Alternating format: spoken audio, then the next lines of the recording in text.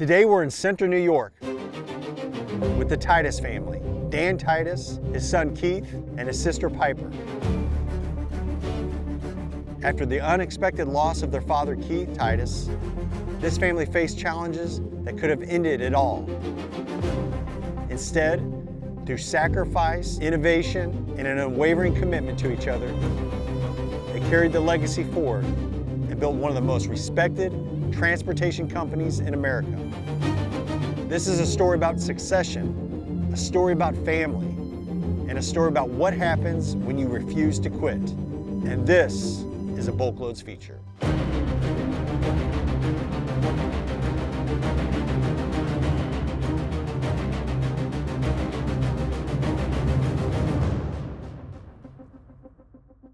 My dad didn't want me in the business, so. I asked you that earlier though, why do you think that was though? I still don't understand why. My mom put it best. You know, my dad never wanted us to have anything given to us.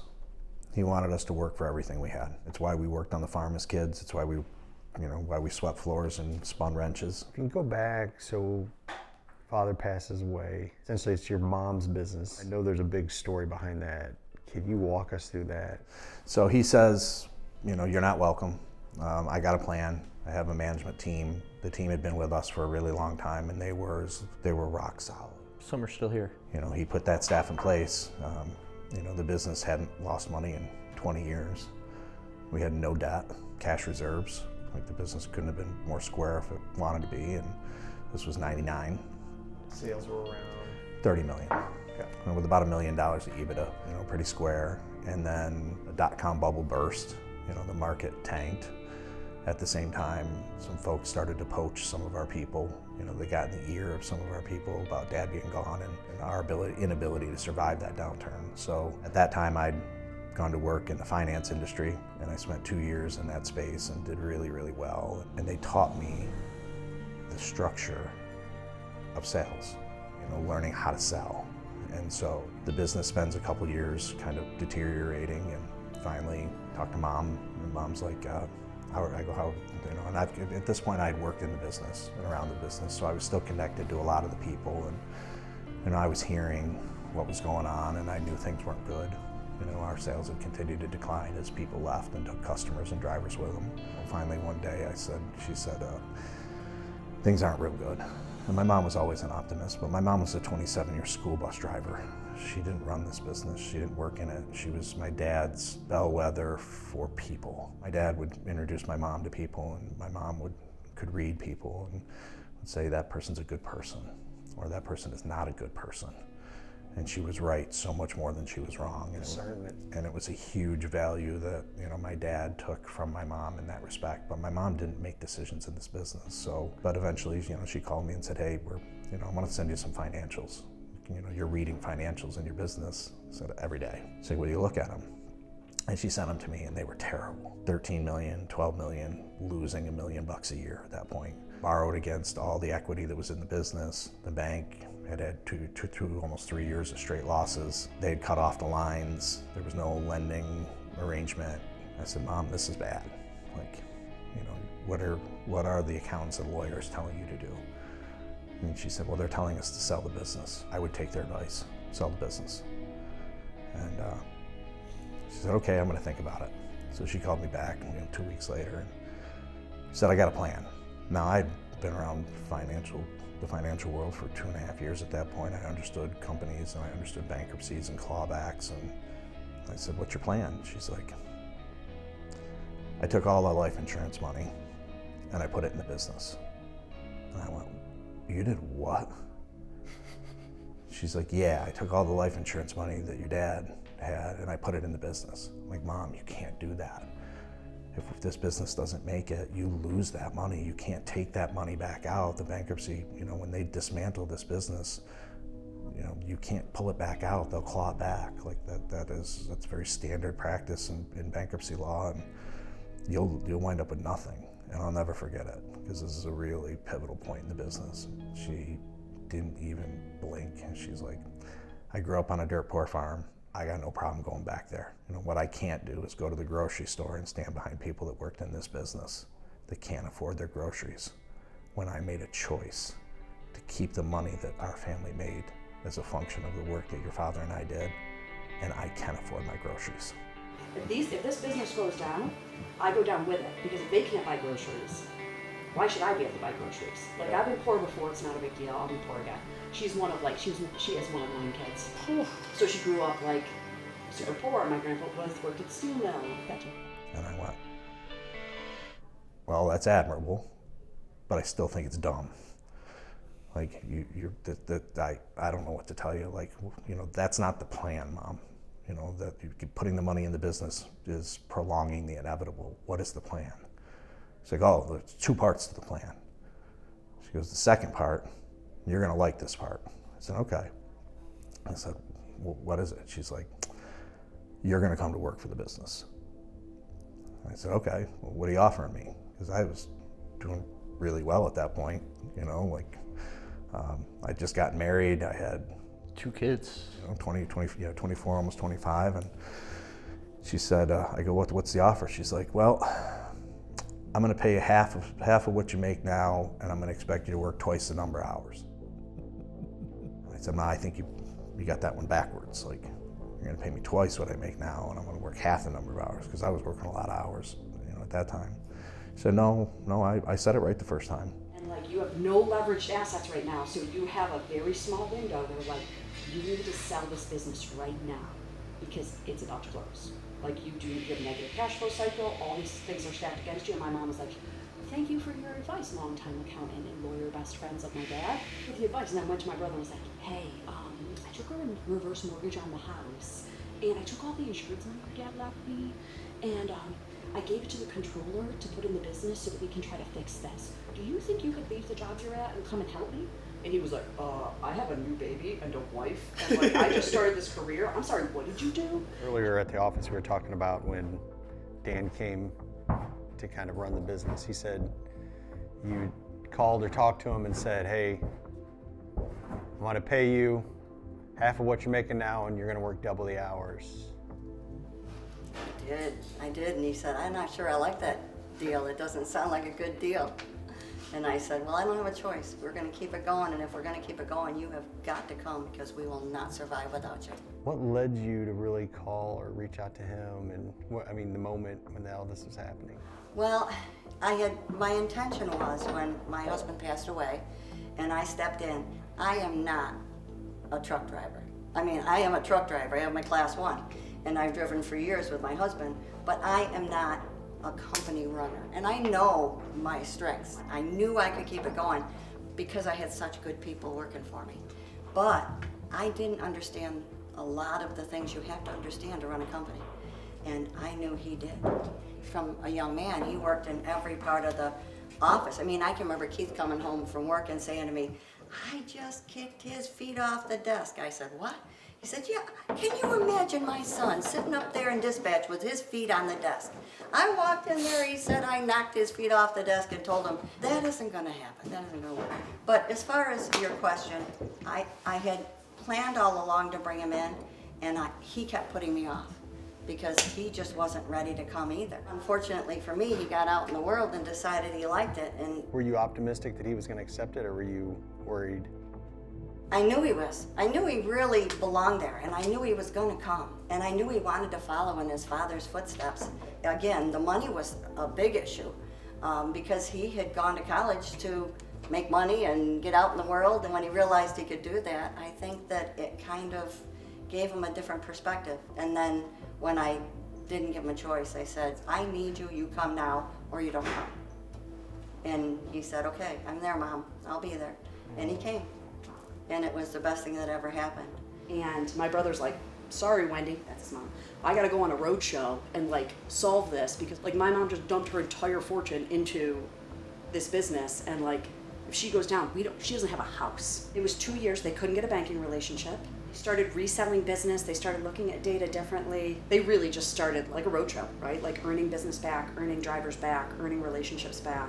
We had some offices close, because again, Keith had put someone in charge when he left, and it was a most capable person, but it didn't work out. And a lot of the people in the outside terminals left and took business with them, and we were slowly but surely downsizing, not by choice. We weren't going to survive, and I knew it. And there were so many people that I was responsible for, I couldn't let that happen. So he was my answer. And so was Piper. Yeah, 100%. I did the same thing with Piper. Piper had graduated from college. She got an MBA and a CPA. So I went to her and I said, no. I said to her before You didn't even give her a I choice. didn't give her a choice. I said, You did give her a choice, and you gave her like I to said, the "You end of the got-" day or something. That's what I said. I called, I said, I've got Dan. I know that's the first piece, but I need the second piece. I need somebody that I can trust in the bookkeeping side of things. So I said, either you come, and she goes, how long have I got to think about it? And I said, till tomorrow morning. And she called me back and said, yep, I'm in. I said, okay. Best You're decision. more business savvy than you think Oh, you are. you You picked the Look right at the people. team she built. You picked the right. You're the one that picked the right people. Well, I gave birth to him, so I got to believe that was kind of the beginning. And I came into the business in '08. In '09, March of 2009, we posted our first profit since my dad died. We made $12,833. And it was like, woo, we're at the black, woo, like it's happening. And then from '08 to 2012, me and Dan and Chris, and we just ground. What do you think of the business today? I know it's great, it's awesome, but what do you really, when you look back and just think? I sold it to them, and it was the right time. And they just took off. Because their father, if he was alive, would never have sold them the company. He'd have worked with them, he'd have had them in there. I don't think he could have ever let it go. And because of his connection to it. And because he'd always had a business, and he always ran a business, and he always had control of a business. And he was brilliant, just like him. And just like him. He is I'm seeing a pattern. such a pattern. Them coming in, they walk through the door with youth, absolutely no fear whatsoever. Guts coming out everywhere. I mean, nothing scared them. Nothing scared them. Was Keith that way? Yes. Keith was, he was an ask forgiveness guy. He was an outlaw. He was an old school outlaw trucker. When you could get away with it back then. I mean, he was old. We were old school. I think to open ourselves up the way they did to technology, and you guys you had to step up because you went into it with your own ideas and your own plan and and your father always had his vision and his thing. Not that he wouldn't have been successful. It's almost like it wouldn't have happened. It wouldn't have. And she said that before. Dad would have had reservations about a lot of the things we did that Mom, no disrespect to Mom, but Mom didn't know any better, and she trusted us to do what we thought was right. And we took a lot of chances that as much as he was an outlaw in following the rules. From a structural business or strategic business standpoint, he had a model. He wasn't a big company truck guy. He wasn't a big asset ownership guy. That all comes with risk. As much as he was willing to take on risk, his risk was breaking the law, not putting his business at risk. And today, breaking the law puts your business at risk. Piper and I made a decision. It's funny because when she started, she said, how can I help? Because at that point, we'd kind of rebuilt some of the sales. I said, you can keep the money we make, And I go, I only have one ask. No matter how you do that, I don't want to go to jail. So, Dad carried a gun. Dad did shady shit. It made sense that Dad carried a gun. I'm not gonna make deals that I gotta look over my shoulder. I gotta carry a gun, and I expect you to do with our money what is safe and sound. Your husband lived that life, though. You know what it was? That's fascinating. It's like that. I mean, I don't know why, and I know we're in New York, but I'm thinking just like Sopranos. 100%. Well, But I was like, this is the real Sopranos. I'll give you one example. Keith would loan somebody money to buy a trailer or a tractor and have the payment set, and most of the time he wanted to run it through the company himself, and then there were people that worked for us, so that was a bonus too. They came to work for us, they got the equipment. But as things happen, people don't pay their bills. And, possession's 9/10 of the law, and he locks it up in a yard somewhere, and Keith puts me and the 3 kids in the car, and we go up and we cut the chain and take the truck home. in North Jersey at 2 o'clock in the morning. Do you remember that? We were on our way to vacation at Disney, which was how a lot of our vacations went. We got loads. Mom drove a truck, Dad drove a truck. They both had their CDLs. So Dad would get 2 loads. We would take 2 trucks, and we would take loads down to Florida, go on vacation for 5 days, get back in the truck, get 2 more loads, go north. That's how we vacationed my whole youth. Well, then as we got to be like teenagers, you know, that's how I learned how to drive. Mom would drive. Mom's a horse. Mom would get in the truck and drive for 18 hours, and she could do that. My dad would get in the truck. He would drive to the next exit. He would get in the sleeper and be like, wake me up here in a couple exits. Like 12 hours later, we would wake him up. Well, I would drive. I was 10, 12 years old. Like, I drove truck. Like, that was the outlaw part of him. But then as we got older, and again, teenagers, so we'd, you know, bobtail down with the truck. Mom would have a truck and trailer, and Dad would have a truck, and he'd be like, you know, I'm gonna stop and pick up this trailer at this yard in the middle of the night. But don't worry, the guy left the keys for me. Well, he'd get out of the truck, and this is the story. Because he would never tell me. It was never, Deb, we're going to pick up a trailer. It was, Deb, this is what we're gonna do. You're gonna go with me.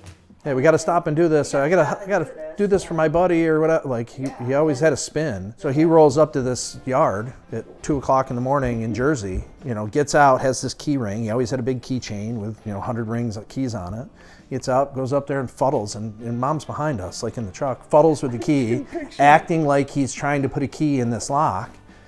It doesn't work, comes back, just opens the bottom of the, these cab, we had cab over, spring ride cab, cab over max. He opens the bunk door and just happens to have a set of bolt cutters in there. Goes back and pops it and is like, hey, I'm gonna, we're like, all right, you want us to jump out and hook it up? He's like, nah, I'm gonna drag it out on the street here before, because there's better light out here. He backs in, hooks to the truck, her trailer, drags the trailer, landing legs down and everything, tandem's locked up, drags it out on the street, in part because there was dogs inside there. So, once it's out on the street, then we get out and we hook the airlines up and crank the dolly legs and off we go. Well, we didn't get 10 minutes down the road and she's on the radio. So your friend, huh? We're picking this up from your friend, huh? He's like, well, we're probably not friends anymore. But this is the stuff. I mean, you do business in that space in Jersey. We were in the Has Waste game. We'd drop trailers and roll-off cans off at job sites and come back and they'd be gone with a note that said, this is not your area. Don't bring your stuff back here. Something else will go missing, kind of thing. So you want to do business in that space. You want to do business in that space at that time. Had to be a bit of a cowboy. You had to be a little bit of a cowboy, and you had to be willing to face whatever you were dealing with at the time.